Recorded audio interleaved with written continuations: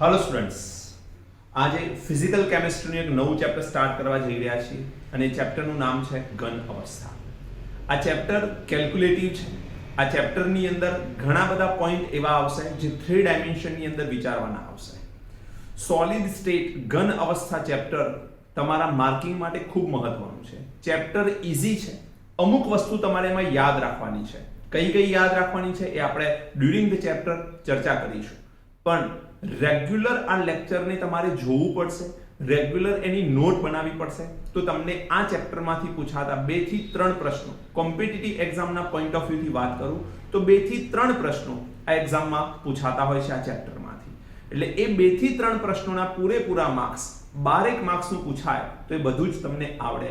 પણ બહુ જ સિમ્પલ ચેપ્ટર છે, 1-2 પોઈન્ટ જે યાદ રાખવાના હોય છે ડાયરેક્ટલી, બાકી બધું સિમ્પલ છે। ઓકે, તો આવો શરૂ કરીએ છીએ ચેપ્ટર નંબર 1 ઘન અવસ્થા। ઘન અવસ્થા, હવે સમજવા જેવી વાત એ છે કે આપણે બધા ઘન પદાર્થોથી ઘેરાયેલા છીએ અને 11th સાયન્સ ની અંદર એક ચેપ્ટર આપણે લોકો ભણ્યા હતા, દ્રવ્ય અવસ્થા। દ્રવ્ય અવસ્થાની અંદર આપણે મોટા ભાગે 2 અવસ્થાઓની ચર્ચા ઓલરેડી કરી ચૂક્યા છીએ, એક વાયુ અને બીજું પ્રવાહી। વાયુ અને પ્રવાહી એ બંનેની ખૂબ ડિટેલમાં ચર્ચા કર્યા પછી આ 12th સ્ટાન્ડર્ડ ની અંદર આપણે ઘન અવસ્થા વિશે વાત કરવી છે। આવો સમજીએ ઘન અવસ્થા। ઘન અવસ્થા તમે સમજી શકો છો કે ઘન પદાર્થો જે છે, આપણે પદાર્થની ત્રણ અવસ્થા જો આપણે લઈએ તો કોઈ પણ પદાર્થ એ 3 અવસ્થામાં હોઈ શકે છે। એ 3 અવસ્થાની જો ચર્ચા કરીએ તો એક ઘન, બીજો પ્રવાહી અને ત્રીજો વાયુ। આપણને સૌને ખબર છે કે પદાર્થ આ 3 માંથી કોઈ એક અવસ્થામાં પૃથ્વી ઉપર જોવા મળે છે। ઘન પદાર્થની જો હું વાત કરું તો પ્રવાહી કરતા શું જુદું છે, પ્રવાહીની વાત કરીએ તો વાયુ કરતા શું જુદું છે, તો એના માટે તમારે 2 વસ્તુ ધ્યાનમાં રાખવી પડે। એક, 2 બાબતોને લઈને આ પદાર્થો એકબીજાથી અલગ પડે છે। પહેલું છે આંતર આણ્વીય આકર્ષણ બળ। પહેલો પોઈન્ટ છે આંતર આણ્વીય આકર્ષણ બળ અને બીજા નંબરમાં છે capacity of movement. Capacity of movement મતલબ મુક્ત રીતે ફરી શકવાની ક્ષમતા। મુક્ત રીતે ફરી શકવાની ક્ષમતા। તો આ 2 બાબતોને લઈને આ બધા જ પદાર્થો એકબીજાથી અલગ અલગ હોય છે। જેમાં હું ઘન પદાર્થની વાત કરું બેટા, તો ઘન પદાર્થની અંદર ઘન પદાર્થો જોશો તો એકબીજાથી બિલકુલ નજીક હોય છે। આ ઘન પદાર્થમાં એકબીજા સાથે આકર્ષણ બળ પ્રમાણમાં ખૂબ જ વધુ હોય છે। એટલે કે આંતર આણ્વીય આકર્ષણ બળની હું વાત કરું તો એ કેવું હોય, ખૂબ જ વધારે હોય। પ્રવાહીની વાત કરીએ તો પ્રવાહી એક પાત્રની અંદર ભરેલો છે અને પ્રવાહીની અંદર પરમાણુ કે અણુ વચ્ચેનું અંતર જે છે એ કેવું હોય, થોડુંક વધારે કમ્પેર ટુ સોલિડ। હવે ઘનની સાપેક્ષમાં પ્રવાહીમાં આ અંતર વધારે છે, એનો મતલબ કે આંતર આણ્વીય આકર્ષણ બળ ઘનની સાપેક્ષમાં અહીંયા કેવું છે, ઓછું। અને વાયુની વાત કરીએ તો આ એક વાયુ પાત્ર છે એવું માની લઈએ। આ વાયુ પાત્રની અંદર અહીંયા વાયુઓ છે, તો આપ સૌને ખબર છે કે પ્રવાહી કરતા પણ વાયુની અંદર અણુ વચ્ચેની જે ગેપ છે, જે અંતર છે એ થોડુંક ઓર વધારે હોય છે। મતલબ આંતર આણ્વીય આકર્ષણની જો વાત કરીશું તો ઘનમાં સૌથી હાઈએસ્ટ છે, પ્રવાહીમાં થોડુંક ઓછું ઘન કરતા અને વાયુમાં સૌથી ઓછું છે। તો સામે પક્ષે મુક્ત રીતે ફરી શકવાની ક્ષમતાની વાત કરીએ તો ઘનના પરમાણુઓ એકબીજાની સાથે એટલા મજબૂતાઈથી જોડાયેલા છે કે તે પરમાણુઓ મુક્ત રીતે ફરી શકતા નથી, માત્ર ને માત્ર એમાં વાઇબ્રેશન મોશન હોય છે, વાઇબ્રેશન મોશન જોવા મળતી હોય છે। પ્રવાહીના અણુ એકબીજાથી મુક્ત રીતે ફરી શકે છે, પણ પાત્રની અંદર જ ફરી શકે છે। ખુલ્લું પાત્ર હોવા છતાં એ પાત્રની બહાર પ્રવાહી સ્વરૂપે જતા નથી। જ્યારે વાયુ જો ખુલ્લા પાત્રમાં લેવામાં આવે તો એ પાત્રની બહાર પણ આપમેળે હલનચલન કરી શકે છે, મુક્ત રીતે ફરી શકવાની ક્ષમતા ધરાવે છે. રાઈટ બેટા, કહેવાનું મારું તાત્પર્ય એ છે કે વાયુમાં અણુ વચ્ચેની જે ગેપ છે, જે અંતર છે એ વધુ છે અને માટે આંતર આણવીય આકર્ષણ બળનું મૂલ્ય એમાં કેવું હોય છે? ઓછું હોય છે. Very good. હવે વાત આવે છે કે ઘન પદાર્થ જે છે એમાં પ્રવાહી પદાર્થ કરતા બીજી કઈ બાબતમાં અંતર છે? તો તમને ખબર છે કે ઘન પદાર્થનો એક ચોક્કસ શેપ હોય છે, એક ચોક્કસ આકાર હોય છે. એટલે હું ઘન માટે કહી શકું તો ઘન પદાર્થ જે છે એને આકાર કેવો હોય છે? ચોક્કસ આકાર હોય છે. ઘન પદાર્થ એક ફિક્સ આકાર ધરાવતો હોય છે. ઘન પદાર્થને જોયા પછી એના આકારને ડિટરમાઇન તમે કરી શકો છો, એ આકારનું નામ તમે આપી શકો છો. હું પ્રવાહીની વાત કરું તો પ્રવાહીનો આકાર એ કોના ઉપર આધારિત છે? પાત્ર ઉપર. જે પાત્રમાં તમે પ્રવાહીને ભરશો એ પાત્રના જેવો આકાર એ પ્રવાહી પ્રાપ્ત કરે છે. વાયુની પણ વાત કરીએ તો કંઈક અંશે કહી શકાય કે પાત્રના જેવો જ આકાર જે છે એ વાયુનો પણ હોય છે. એક અગરબત્તી સળગાવી એક રૂમની અંદર મૂકી દો તમે તો એના વાયુની જે સ્મેલ છે અથવા અગરબત્તીમાંથી નીકળતી જે ફ્રેગ્રન્સ છે એ આખા રૂમની અંદર ભરાઈ જશે. એટલે એવું કહી શકાય કે રૂમના કદ જેટલું એ ફ્રેગ્રન્સનું કદ છે. એમાં બીજા પણ ઘણા બધા વાયુઓ છે, પણ છતાં પણ આપણે કહી શકીએ કે પાત્રના જેટલું જ કદ વાયુનું પણ છે. આ વાત થઈ આકારની. બીજી વાત કરીએ આપણે આકાર સિવાયની વાત કરીશું.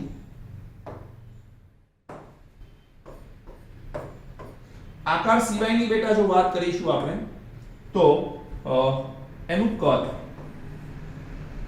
હવે મને એ જવાબ આપો કે ઘન પદાર્થનું કદ નિશ્ચિત હોય કે નહીં? તો બિલકુલ નિશ્ચિત હોય. મતલબ ઘન પદાર્થનું કદ નિશ્ચિત છે.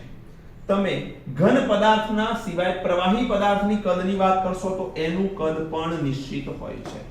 હવે ઘણા બધા વિદ્યાર્થીઓ કન્ફ્યુઝ થતા હોય છે. બેટા, કન્ફ્યુઝન થવાનું અથવા કન્ફ્યુઝ થવા પાછળનું કોઈ કારણ નથી. અહીંયા તમને એટલી તો સમજ પડવી જોઈએ કે આપણે અમૂલ મિલ્કની 500 ml ની થેલી લઈ આવીએ તો એ થેલીમાં જ્યારે દૂધ છે તો એ 500 ml છે.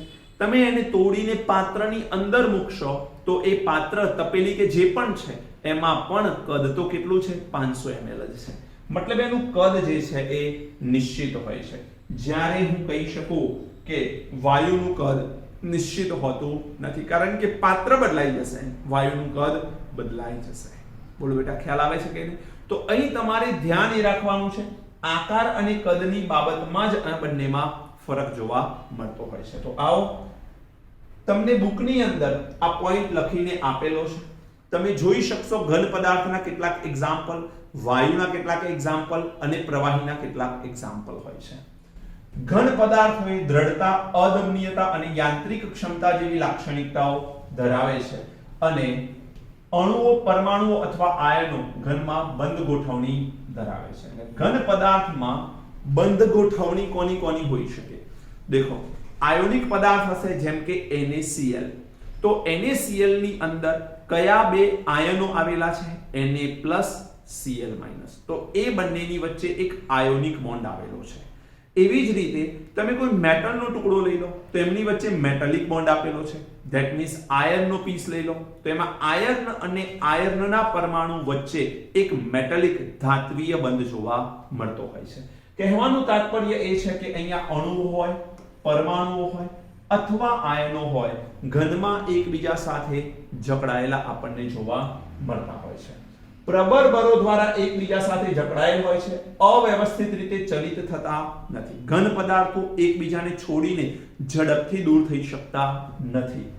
અને ઘન એ ચોક્કસ, આ સમજવા જેવી વાત છે, ચોક્કસ કદ, ચોક્કસ આકાર ધરાવે, ધીમું વિસ્તરણ, નીચું બાષ્પ દબાણ અને દ્રઢતા જેવા ચોક્કસ ગુણધર્મો તે ધરાવે છે. ઘન પદાર્થ જે છે એની બાષ્પશીલતા નીચી છે, ઝડપથી તેનું બાષ્પીભવન થતું નથી. મતલબ તેના મેલ્ટિંગ પોઈન્ટ ઊંચા છે, એના ગલન બિંદુની કિંમતો કેવી છે? ઊંચી છે.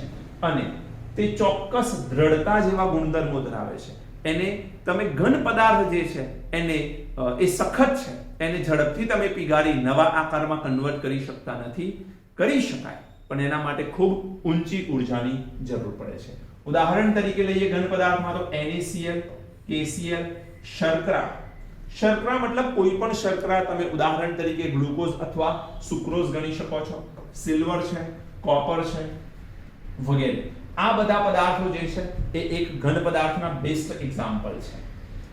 બીજી બાજુએ ઘન લાંબા સમય પોતાનો આકાર ગુમાવે, પોતાનું વજન ઘટાડે અને અંશતઃ અનિયમિત બળ દ્વારા સરળતાથી અનિયમિત બને છે, તેને આભાસી ઘન કહે છે.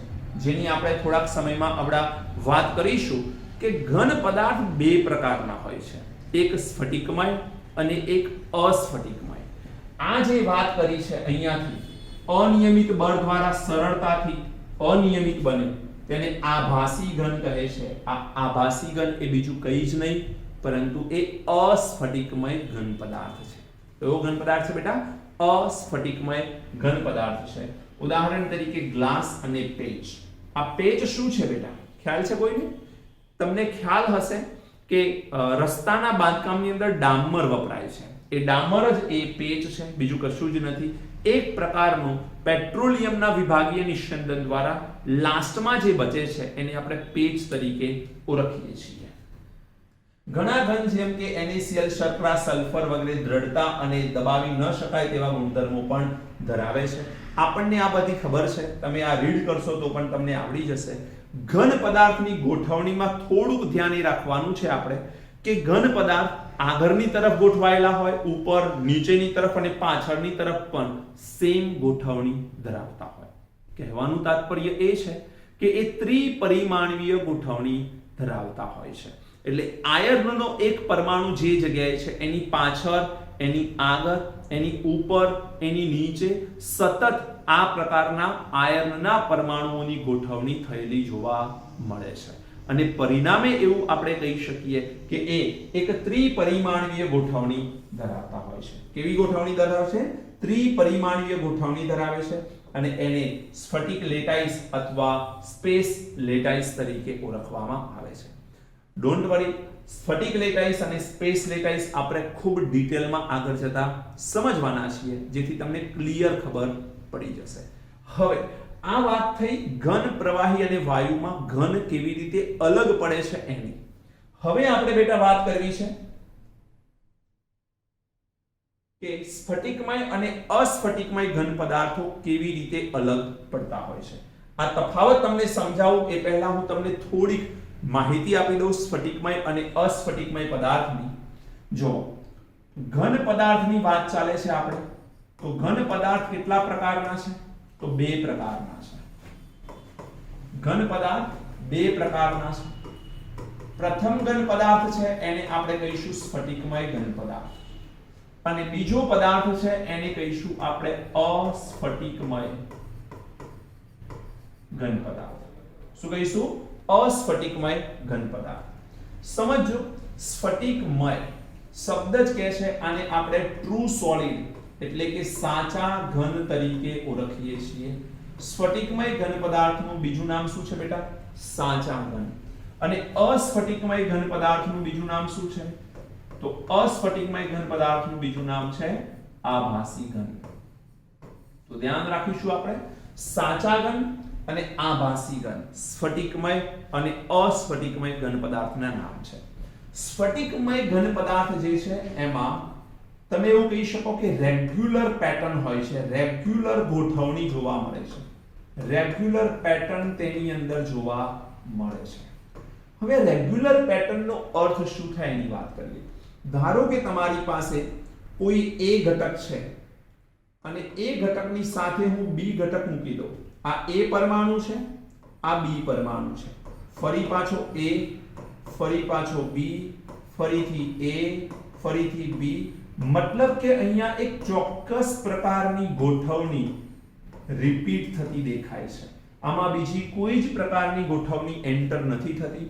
A પછી B, A પછી B, A પછી B એમ રેગ્યુલર પેટર્ન જોવા મળે છે. અને જો રેગ્યુલર પેટર્ન જોવા મળે, રેગ્યુલર પેટર્ન જોવા મળે તો એને સ્ફટિકમય ઘન તરીકે ઓળખી શકાય. અસ્ફટિકમય ઘન પદાર્થની વાત કરીએ તો એમાં ઇરેગ્યુલર પેટર્ન જોવા મળશે. કેવી પેટર્ન જોવા મળશે બેટા? ઇરેગ્યુલર પેટર્ન જોવા મળશે. ઇરેગ્યુલર પેટર્ન મતલબ કે કોઈ પણ પ્રકારની પેટર્ન રેગ્યુલર નથી. જેમ કે માનો કે અહીંયા A પછી B પરમાણુ આવી ગયો, ફરી પાછો A, ફરી પાછો B આવ્યો, ફરી પાછો A આવ્યો, પણ પછી પાછા A ની પેટર્ન આવી, ફરી પાછા B અને B રિપીટ થયા, ફરી પાછો A રિપીટ થઈ ગયો, ફરી પાછો B A પ્રકારની પેટર્ન જોવા મળી ગઈ. તો આવી ઇરેગ્યુલર પેટર્ન છે. તમે આમથી જશો કે આમથી જશો, કોઈ પણ ડાયરેક્શનમાં જશો તમને કોઈ રેગ્યુલર પેટર્ન અહીંયા જોવા નથી મળતી. તો આવા પ્રકારના સ્ફટિકને આપણે શું નામ આપીશું બેટા? અસ્ફટિકમય આભાસી ઘન તરીકે ઓળખીશું. તમને આભાસી ઘન અથવા અસ્ફટિકમય ઘનના બેસ્ટ એક્ઝામ્પલ આપું તો બેસ્ટ એક્ઝામ્પલ છે પ્લાસ્ટિક. પ્લાસ્ટિક એક બેસ્ટ એક્ઝામ્પલ છે. બીજા નંબરમાં રબર એ બેસ્ટ એક્ઝામ્પલ છે. રબર અને પ્લાસ્ટિક આ બેસ્ટ એક્ઝામ્પલ છે અસ્ફટિકમયના. બીજું ઉદાહરણ આપીશ તો યાદ રાખજો, આપણે આગળ જતા એક ચેપ્ટર ભણીશું પોલિમર, અને જેટલા પોલિમર છે એ બધા જ પોલિમર અસ્ફટિકમય પદાર્થના ઉદાહરણ છે.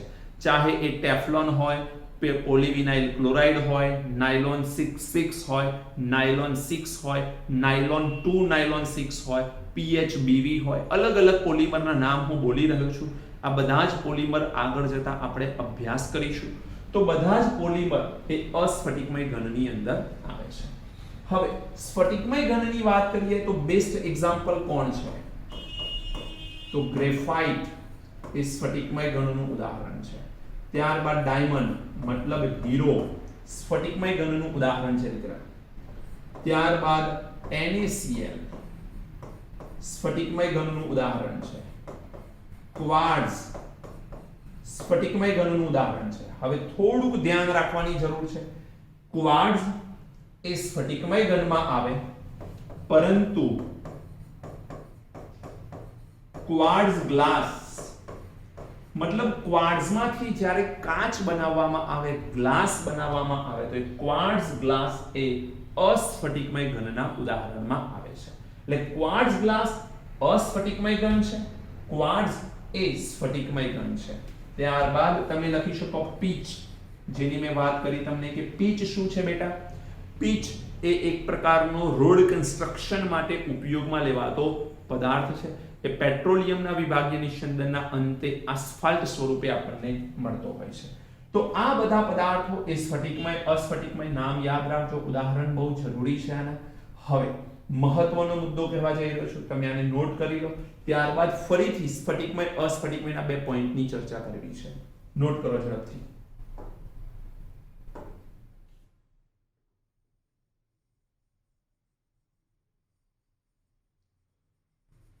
બાકી હોય તો નોટ કરી લો બેટા જલ્દી. અસ્ફટિકમય હજુ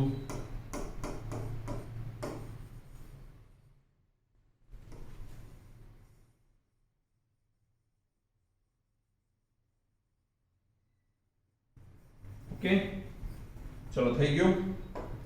હવે સ્ફટિકમય અને અસ્ફટિકમયની હું ચર્ચા કરું તો ફરીથી માનો કે તમારી પાસે આ એક ઘન પદાર્થ છે.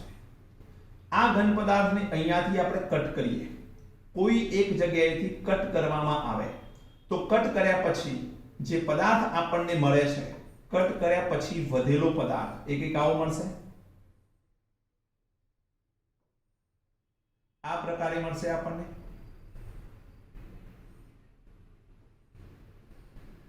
રાઈટ? તો તમે જોઈ શકશો કે અહીંયા શાર્પ એજ જોવા મળે છે.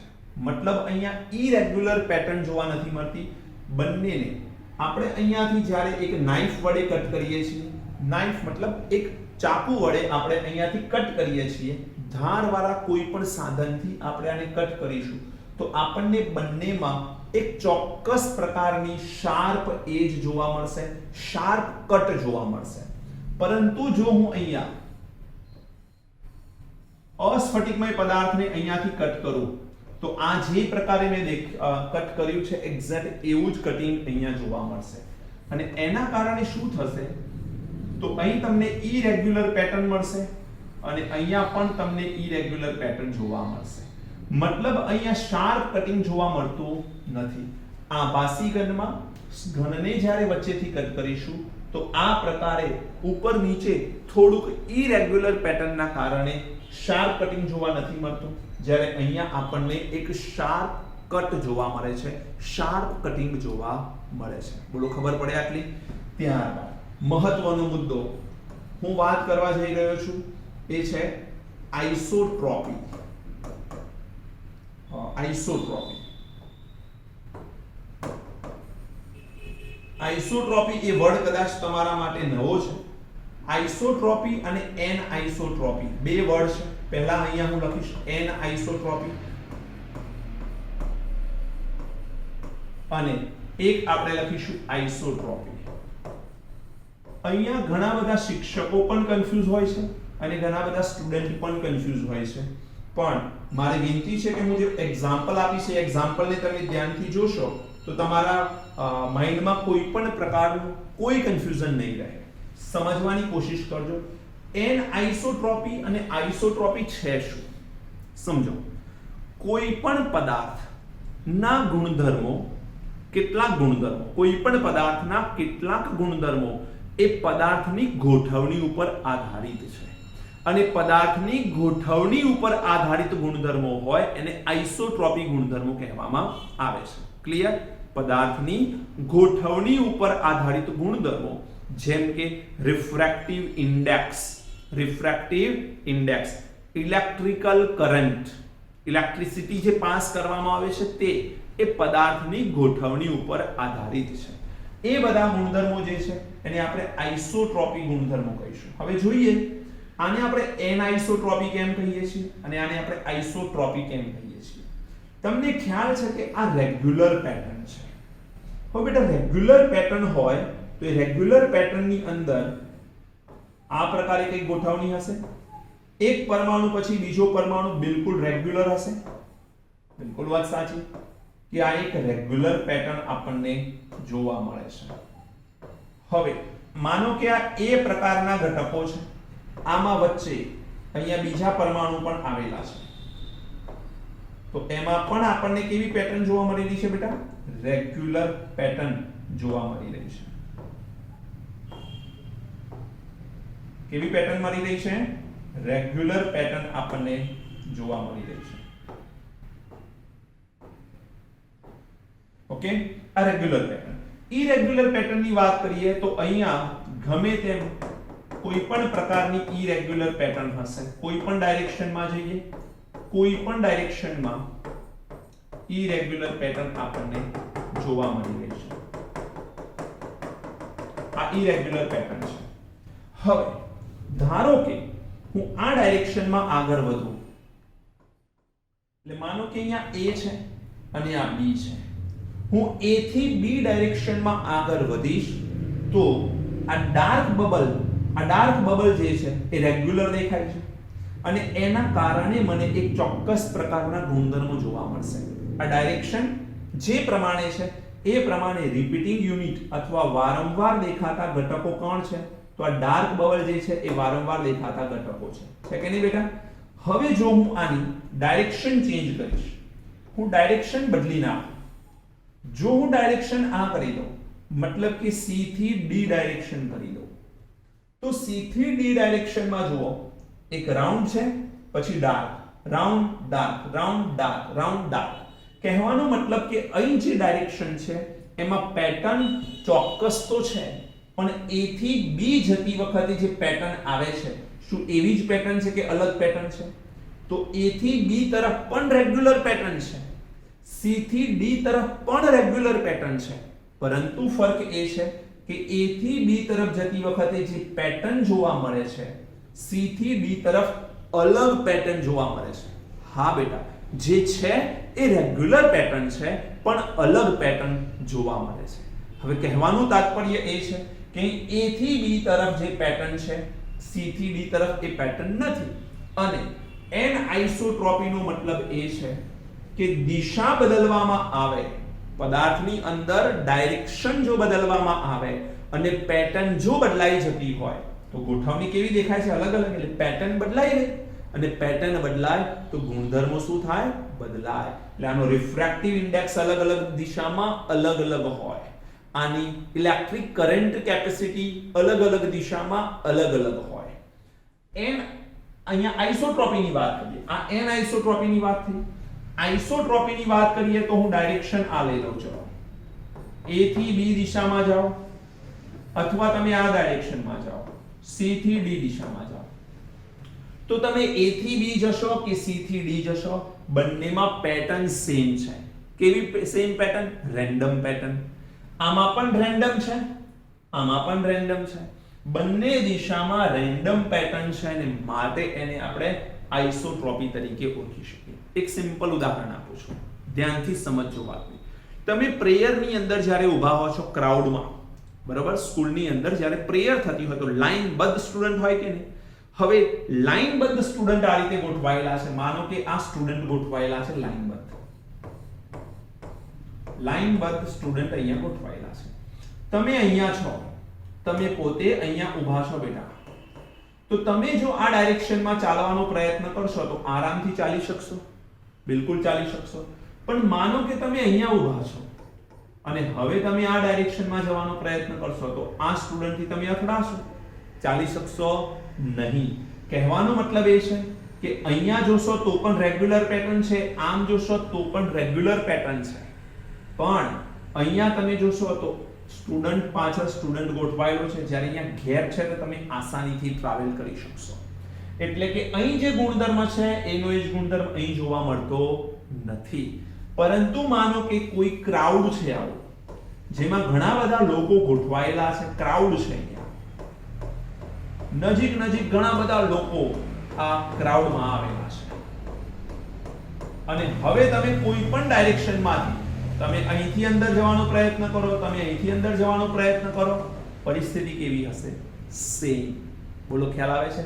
મતલબ કે ઇરેગ્યુલર પેટર્ન, અસ્ફટિકમય પદાર્થ એ આઇસોટ્રોપી ગુણધર્મ ધરાવે છે, જ્યારે સ્ફટિકમય પદાર્થ એ એન આઇસોટ્રોપી પ્રકારનો ગુણધર્મ ધરાવે છે.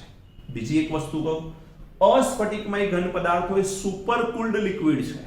સુપર કુલ્ડ લિક્વિડ, આઈસ માટે ખાસ કરીને આ વર્ડ યુઝ કરી શકાય છે. સુપર કુલ્ડ લિક્વિડ છે બેટા. આઈસ માટે તો ઠીક છે, પણ ગ્લાસ માટે, આઈસ તો પાછું સ્ફટિકમયમાં આવશે, પણ ગ્લાસ માટે, ગ્લાસ બનાવવામાં આવે જ્યારે ક્વાર્ટ્ઝમાંથી ક્વાર્ટ્ઝ ગ્લાસ બનાવવામાં આવે તો એને એક સાથે સુપર કુલ્ડ કરવામાં આવે અને ઘનમાં કન્વર્ઝન કરવામાં આવે. એટલે થાય શું કે ઘન પદાર્થ હોય એ ઘન પદાર્થને ગરમ કર્યો, ગરમ કરીને તમે લિક્વિડમાં કન્વર્ઝન આપ્યું. લિક્વિડમાં કન્વર્ઝન આપ્યા પછી એને ઓચિંતો એટલો બધો ઝડપથી તમે ઠંડો પાડી દો કે એમાં પરમાણુને વ્યવસ્થિત ગોઠવવા માટેનો સમય જ ન મળે. અને પરમાણુઓને એકબીજા સાથે વ્યવસ્થિત ગોઠવણી માટેનો જ્યારે સમય નથી મળતો તો થાય શું કે એ પરમાણુઓ એકબીજાની નજીક ગમે તેમ ગોઠવાઈ જાય અને પરિણામે કેવા બને? અસ્ફટિકમય ઘન પદાર્થ મળે. જ્યારે સ્ફટિકમય ઘન પદાર્થ એ સુપર કુલ્ડ લિક્વિડ નથી, ધ્યાન રાખજો. આ કેવા છે? સુપર કુલ્ડ લિક્વિડ છે. મતલબ ઝડપથી પ્રવાહીને ઠંડુ કરી અને બનાવેલા ઘન પદાર્થો હોય છે. ખ્યાલ આવે છે કે નહીં? એક મહત્વનો પોઈન્ટ કહી દઉં, સ્ફટિકમય ઘન પદાર્થને જ્યારે ગરમ કરવામાં આવે તો એક ચોક્કસ ગલન બિંદુ હોય, એ બિંદુએ જ એ પ્રવાહીમાં કન્વર્ટ થઈ જાય. એક ફિક્સ ટેમ્પરેચર પર તે પ્રવાહીમાં કન્વર્ટ થાય. ઉદાહરણ આપું તમને, H2O સોલિડ. H2O સોલિડ ને આપણે શું કહીએ બેટા? આઈસ. આ આઈસ જે છે એ સ્ફટિકમય ઘન પદાર્થ છે. તો એનું શાર્પ મેલ્ટિંગ પોઈન્ટ છે કેટલું? 0 ડિગ્રી સેલ્સિયસ. તમે પાણીને 0 ડિગ્રી સેલ્સિયસ ટેમ્પરેચર પર મૂકશો એટલે એ શામાં કન્વર્ટ થઈ જાય? લિક્વિડમાં કન્વર્ટ થઈ જાય.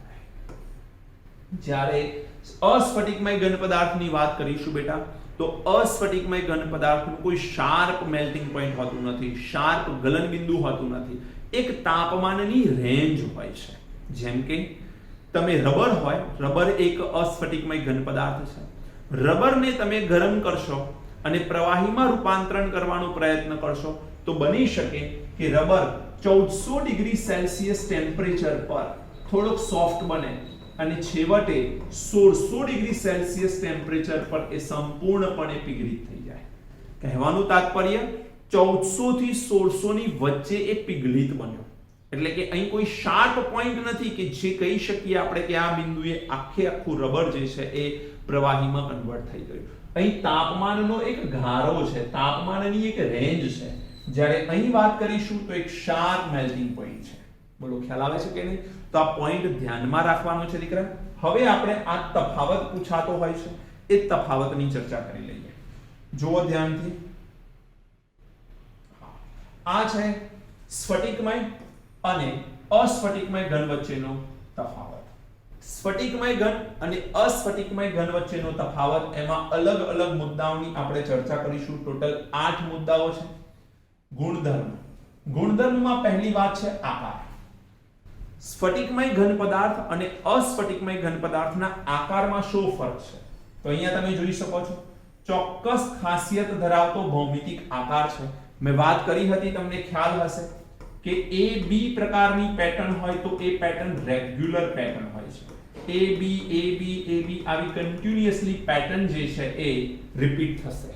મતલબ આ એક રેગ્યુલર આકાર છે તેવું કહી શકાય. અનિયમિત આકારની વાત કરીએ તો અહીંયા A પછી B, A પછી B, થોડોક સમય તો રેગ્યુલર પેટર્ન જોવા મળી, પણ ત્યારબાદ શું થયું? A then after B પછી પાછો A. તો આ અનિયમિત આકાર, અનિયમિત પેટર્ન અહીંયા જોવા મળે છે. તો બંનેમાં સૌથી પહેલા ફરક જે આગળ તમને ભણાવ્યું એનું જ આ ખાલી મેં અહીંયા મઠાડીને લખેલું છે કે તફાવત કેવા સ્વરૂપે તમે લખી શકશો. then after ગલન બિંદુની વાત કરીએ બેટા, તો હાલ વાત કરી કે ચોક્કસ અને સ્પષ્ટ ગલન બિંદુ છે. જેમ કે ઉદાહરણ યાદ કરો, H2O સોલિડ, આઈસ જે છે એને 0 ડિગ્રી સેલ્સિયસ પર લઈ જશો, એ એનું મેલ્ટિંગ પોઈન્ટ છે ત્યાં લિક્વિડમાં કન્વર્ટ થઈ જશે. મતલબ એક શાર્પ મેલ્ટિંગ પોઈન્ટ છે 0 ડિગ્રી સેલ્સિયસ. મતલબ ચોક્કસ અને સ્પષ્ટ ગલન બિંદુ હોય છે જે ઘનના સ્ફટિકની લાક્ષણિકતા છે અથવા ખાસિયત છે. જ્યારે અહીં મેં વાત કરી તાપમાનના ગારા દરમિયાન ધીમે ધીમે સોફ્ટ થાય એટલે પોચું થાય અને ચોક્કસ અને સ્પષ્ટ ગલન બિંદુ હોતા નથી. મેં રબર માટે ઉદાહરણ કીધું હતું બેટા, યાદ કરો. 1400 ડિગ્રી થી શરૂ થાય અને લગભગ 1600 ડિગ્રી સુધી આગળ વધે. તો 1400 થી 1600 ડિગ્રી સેલ્સિયસ ટેમ્પરેચર એ એનું ગલન બિંદુ છે. એક તાપમાનનો ગારો મળે છે અહીંયા. ધેન આફ્ટર ગલન એન્થાલ્પી. જો 0 અંશ સેલ્સિયસ તાપમાન હોય, પહેલા તો ગલન એન્થાલ્પી કોને કહેવાય? થર્મોડાયનેમિક્સમાં આપણે ભણી ચૂક્યા છીએ, એકવાર યાદ કરાવી લો. ગલન એન્થાલ્પી એટલે શું? કોઈ પણ પદાર્થને પીઘારવા માટે જરૂરી ફિક્સ એનર્જી, ફિક્સ ઊર્જા, ફિક્સ એન્થાલ્પી એને કહેવાય ગલન એન્થાલ્પી. 0 ડિગ્રી સેલ્સિયસ ટેમ્પરેચર જો આ પાણી માટે ગલન બિંદુ હોય તો એ 0 ડિગ્રી સેલ્સિયસ ટેમ્પરેચર તમે લઈ જશો તો એ ટેમ્પરેચરમાંથી ચોક્કસ અમાઉન્ટની ઊર્જા મળે કે ના મળે? એ ચોક્કસ અમાઉન્ટની જે ઊર્જા એને મળે છે એ ઊર્જાને આપણે શું કહીશું? ગલન એન્થાલ્પી. એવું ક્યારે બને ખરું કે 0 ડિગ્રી સેલ્સિયસ ટેમ્પરેચર લઈ ગયા, આજે જેટલી ઊર્જા મળી આવતીકાલે એના કરતા જુદી ઊર્જા મળી? ના. 0 અંશ સેલ્સિયસ તાપમાન તમે લઈ જશો એટલે ચાહે શિયાળો હોય, ઉનાળો હોય કે ચોમાસું, બેટા સીઝનથી ફરક ના પડે. 0 ડિગ્રી સેલ્સિયસ ટેમ્પરેચર પર પ્રાપ્ત થવા વાળી ઊર્જા કેવી હોય? ફિક્સ હોય. મતલબ કે એની ગલન એન્થાલ્પી કેવી હોય? ચોક્કસ અને લાક્ષણિક ગલન એન્થાલ્પી હોય છે. જ્યારે અહીં તાપમાનનો ગારો છે, જોઈ શકો છો તમે, 1400 થી 1600 અલગ અલગ ટેમ્પરેચર છે. તો થાય શું કે અહીં તમે એવું કહી શકો, પાણીનો અહીંયા તમે ટુકડો લીધો, એટલે પાણીનો ટુકડો મતલબ આઈસનું પીસ લીધો, તો આ આઈસને પીગાળવા માટે તમે ચાહે દુનિયાના કોઈ પણ આઈસ લઈ આવો, એને પીગાળવા માટે ચોક્કસ એન્થાલ્પીની જરૂર છે. પણ અહીં તમે રબરના અલગ અલગ ટુકડા લો, તમે બેટા રબરના અલગ અલગ ટુકડા લેશો તો પ્રત્યેક રબરના ટુકડાને પીગાળવા અલગ ગલન એન્થાલ્પીની જરૂર પડે. અસ્ફટિકમય ઘન પદાર્થમાં ઇરેગ્યુલર પેટર્ન છે અને એના કારણે પ્રત્યેકમાં ઇરેગ્યુલર છે, માટે એવું કહી શકાય કે એમાં ચોક્કસ અને લાક્ષણિક ગલન એન્થાલ્પી હોતી નથી. બેટા ધ્યાન રાખજો, એમાં ચોક્કસ અને લાક્ષણિક ગલન એન્થાલ્પી હોતી નથી. ક્લિયર છે બધાને? તો ધ્યાન રાખીશું આપણે આ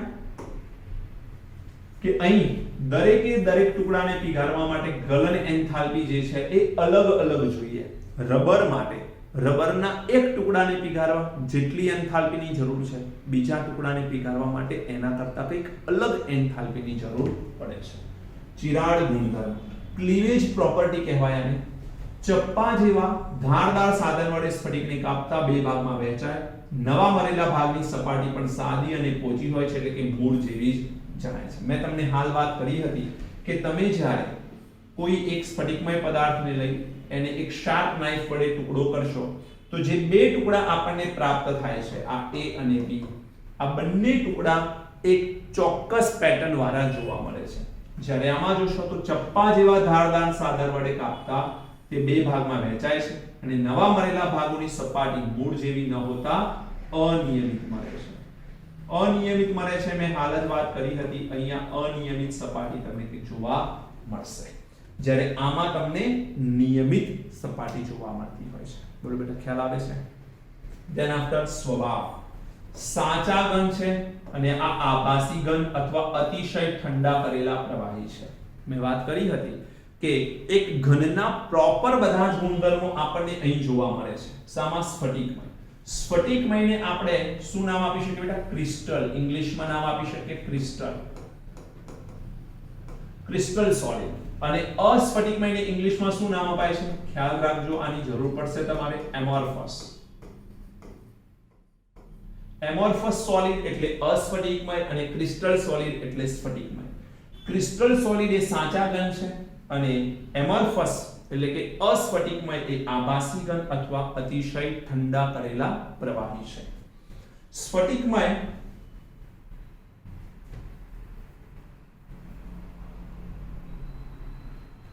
સ્ફટિકમય ઘટકપણોની વાત કરીશું તો લાંબા ગાળા સુધી ક્રમ જળવાયેલો હોય છે. AB પ્રકારની ચોક્કસ ગોઠવણી હોય એટલે ભૌમિતિક આકાર એનો ચોક્કસ થઈ જાય. તો અહીંયા લાંબા સમય સુધી આ ગોઠવણી જળવાયેલી હોય. ટૂંકા ગાળા સુધી જ ક્રમ જળવાય, એના પછી ક્રમ શું થાય? અલગ થઈ જાય. અને ક્રમ અલગ હોય એટલે આકાર કેવો થઈ જાય બેટા? અનિયમિત આકાર થાય. એટલે આ અને આ બંને એકબીજા સાથે સંલગ્ન છે. તાપમાનની અસર તમે જોઈ શકો છો, આ ચર્ચા મેં પહેલા પણ કરી છે.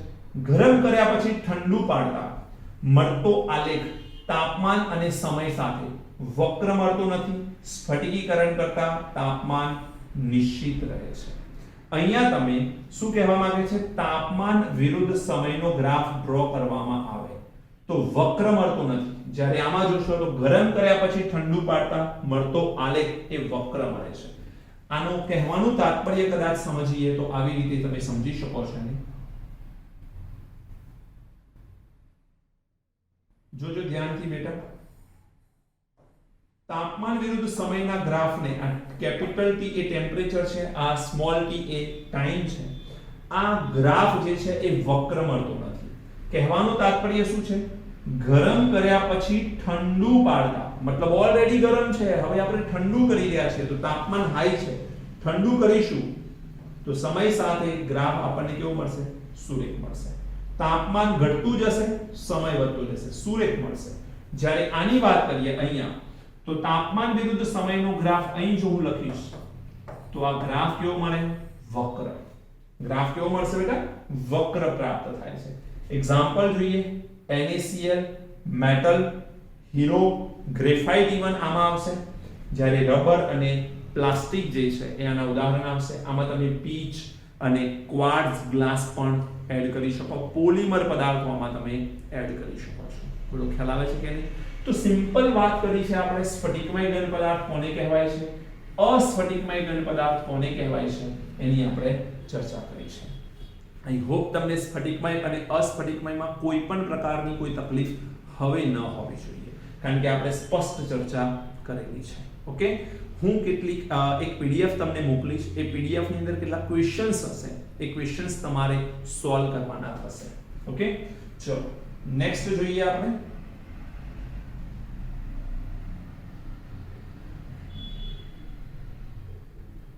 અહીંયા જો જે પોઈન્ટની મેં ચર્ચા કરી હતી એ જ પોઈન્ટ તમને દેખાશે. એનઆઇસોટ્રોપિક ની વાત છે. ક્રિસ્ટલની અંદર એનઆઇસોટ્રોપિક બિહેવિયર. A થી B પેટર્ન તરફ જવામાં આવે તો પેટર્ન રેગ્યુલર છે.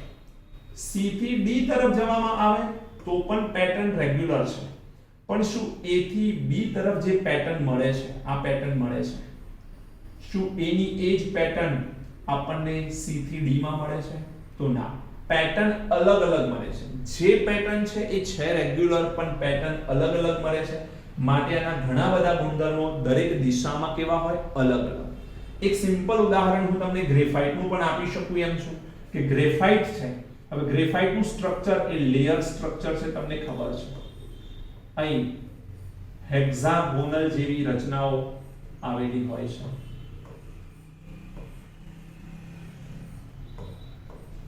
આ ગ્રેફાઇટના લેયર સ્ટ્રક્ચરની વાત છે, રાઈટ? અહીંયા બીજું એક લેયર આવેલું છે. આનાથી ઘણી બધી વસ્તુ ક્લિયર થઈ જશે તમારા દિમાગમાં.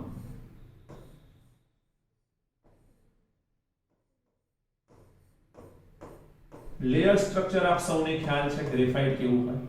આ બંને વચ્ચેની જે ગેપ છે એ લગભગ કેટલી હોય છે બેટા? 340 પિકોમીટર જેટલી હોય છે.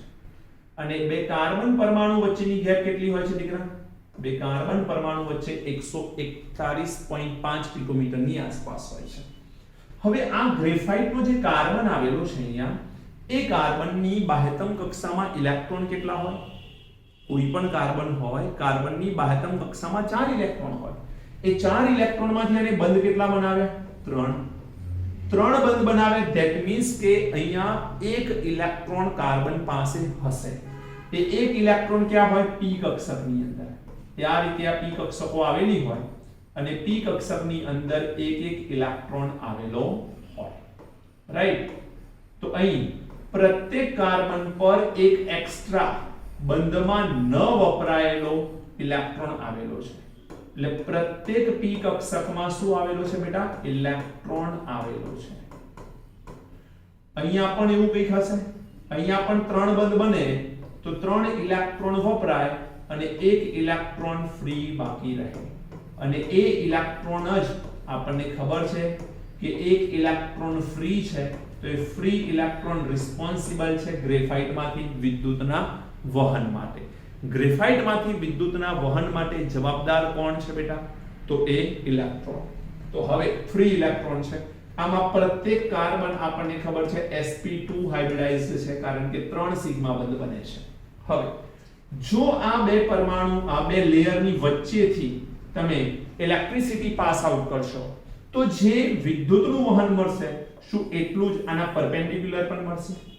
આને લંબ જો હું વિદ્યુત પ્રવાહ પસાર કરીશ તો જે વિદ્યુત પ્રવાહ મને મળશે, શું એટલો જ આ ગેપમાંથી પણ મળશે? તો બંનેમાં વેલ્યુ અલગ અલગ મળશે. બંનેમાં વેલ્યુ અલગ અલગ મળશે. હવે ગ્રેફાઇટ એ એનઆઇસોટ્રોપિક બિહેવિયર ધરાવે છે.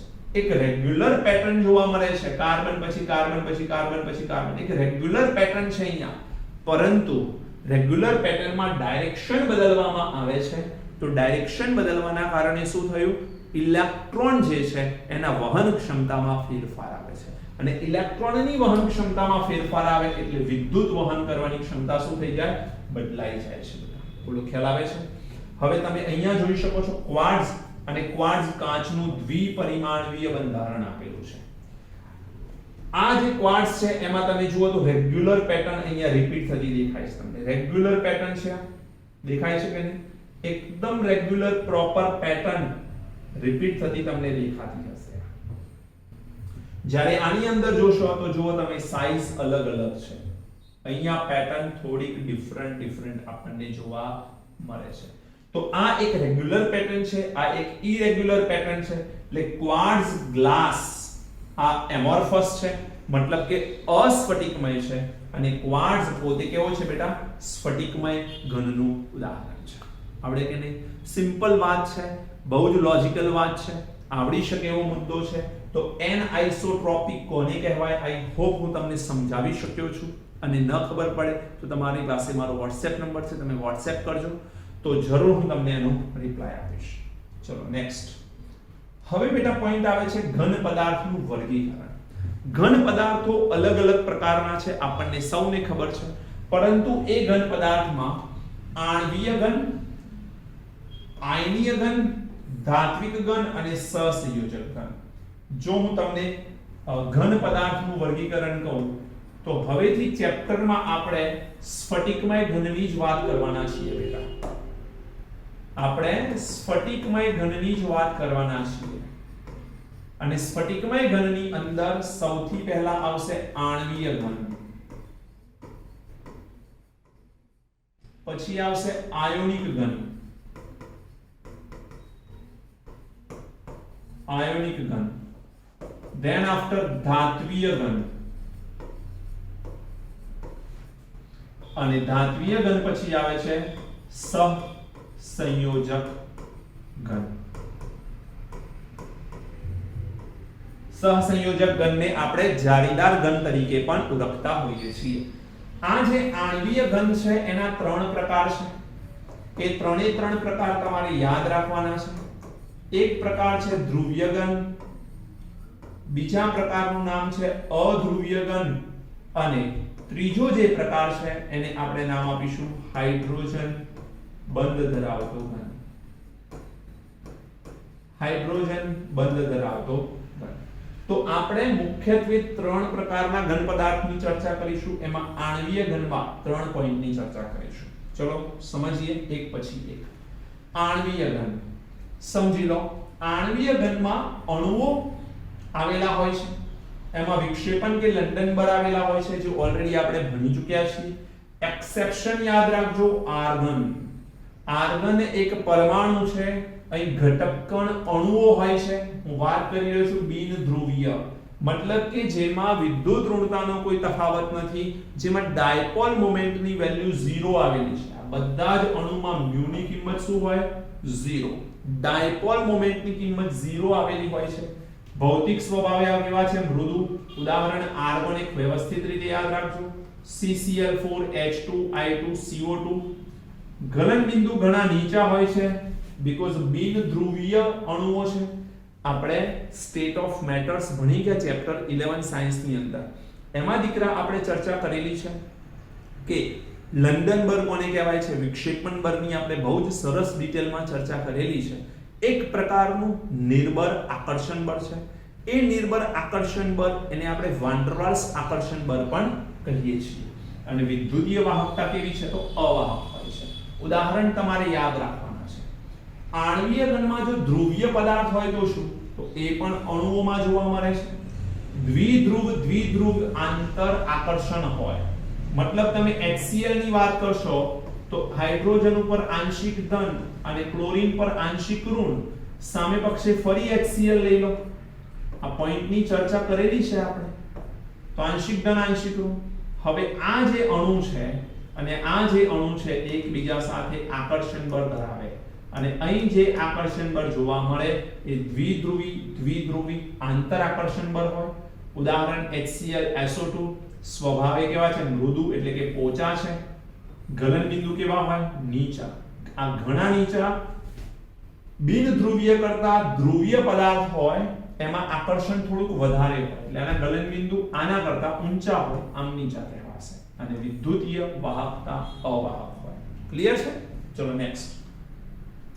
હવે આપણે વાત કરીશું હાઇડ્રોજન બંધ ધરાવતા ઘન. એમાં પણ અણુઓ આવેલા હોય છે. બેસ્ટ એક્ઝામ્પલ શું છે? H2O બરફ. વિદ્યુત ઋણતા ઓક્સિજનની હાઇડ્રોજન કરતા વધુ હોય.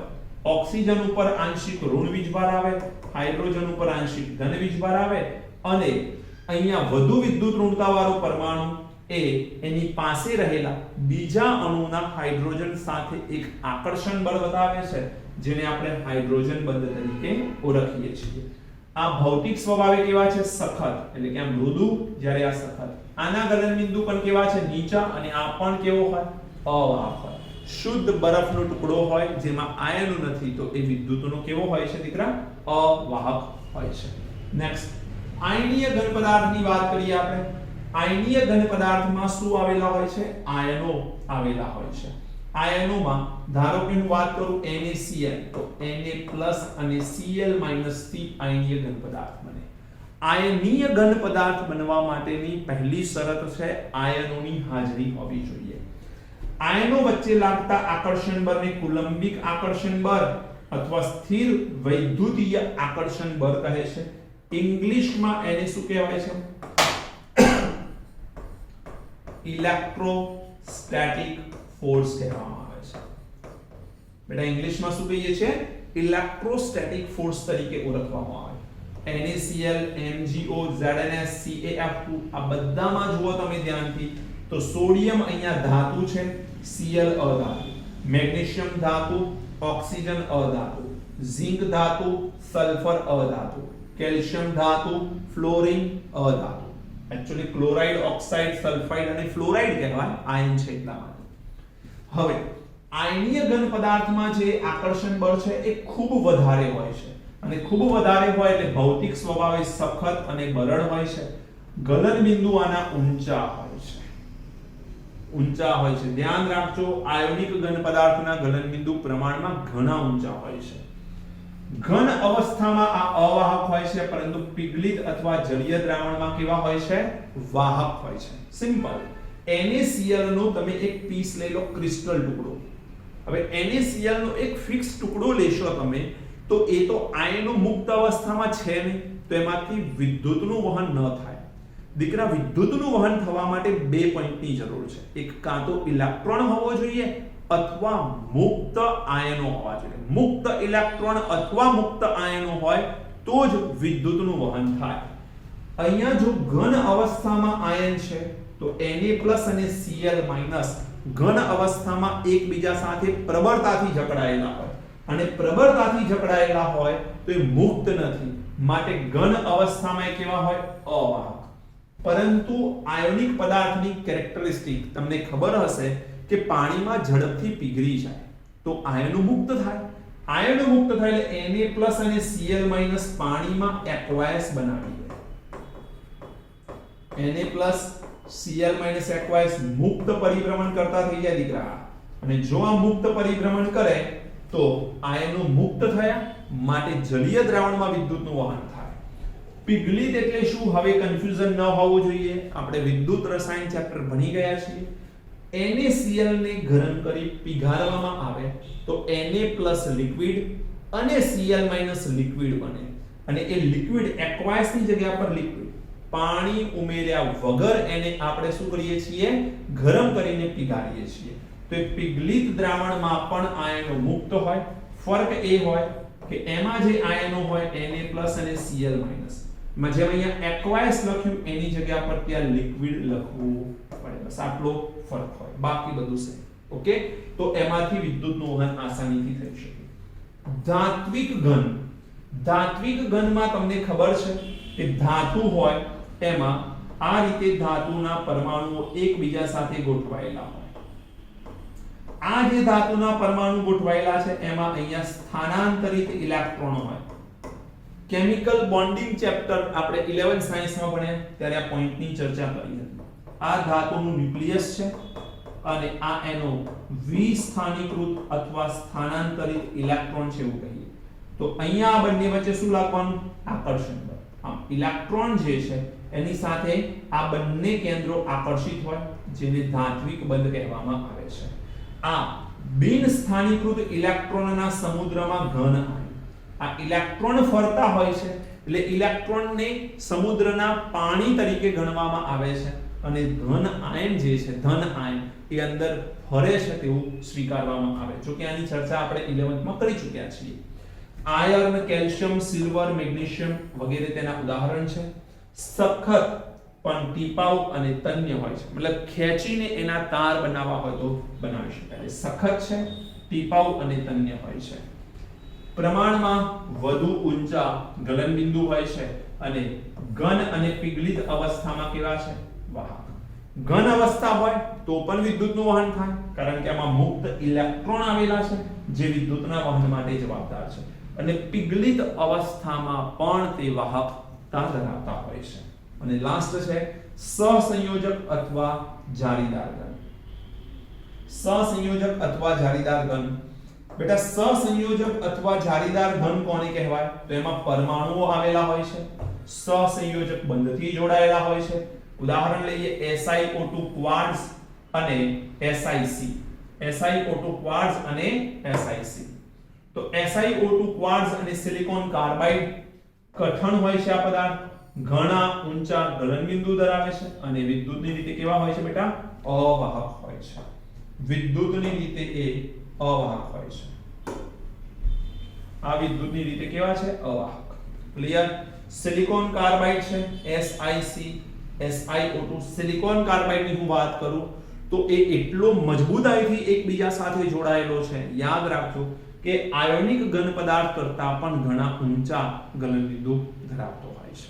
ઓકે, કોઈ ડાઉટ છે? તમારે આમાંથી 100% MCQ પૂછાતા આવ્યા છે, એટલે તમે આને બિલકુલ ઇગ્નોર ના કરી શકો. તમે સ્ટેટ બોર્ડની વાત કરતા હો તો પણ એટલો જ મહત્વનો છે આ મુદ્દો.